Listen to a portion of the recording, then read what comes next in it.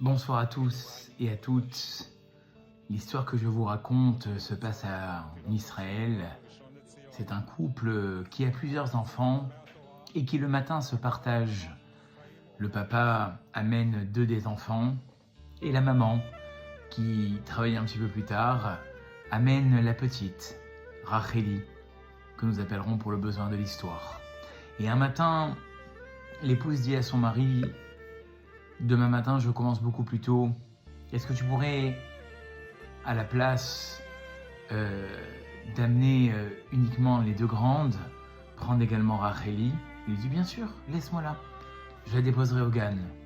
Et donc cet homme dépose ses 2 grandes, et puis il dépose également la petite, et il va sur son lieu de travail. À midi, il reçoit un appel de son épouse qui lui dit: n'oublie pas de prendre la petite à la crèche. Il se dépêche de sortir de son travail, il va à la crèche, il demande à récupérer Racheli. Et la responsable de la crèche lui dit: mais monsieur, votre fille n'est pas venue ce matin? Il dit: comment elle n'est pas venue? Et c'est moi qui l'ai déposée. Elle dit: non monsieur, je vous garantis, nous n'avons pas vu Racheli de la journée. Et c'est à la fin de ces paroles que le visage de l'homme blêmit et qu'il se rend compte qu'au lieu d'avoir déposé sa petite, elle est dans la voiture, fermée.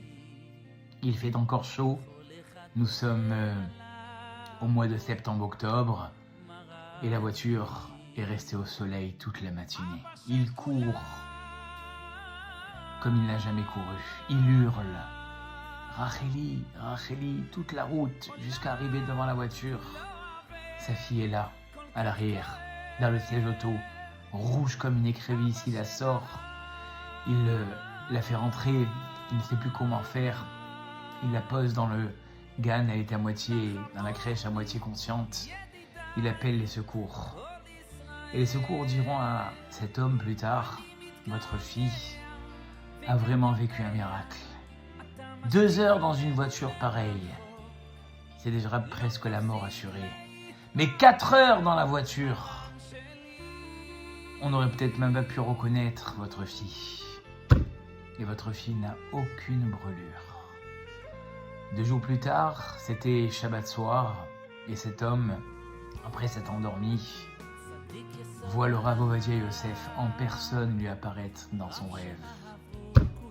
Et il lui dit: mon fils, j'ai attrapé le trône céleste et j'ai demandé qu'on sauve ta fille par le mérite de toute ma Torah, de tous mes livres. On envoie ici une partie du fils du Rav que tu diffuses autour de toi. J'ai demandé qu'en ce jour de ma Iloula, en ce jour de ma Askara, ta fille ne quitte pas ce monde. Et c'est ça qui l'a sauvée. Très chers amis, aujourd'hui même, nous avons vécu une Iloula exceptionnelle du tzaddik, le Rav Ovadia Yosef. Les tzaddikim, quand ils quittent ce monde, ils sont encore plus efficaces.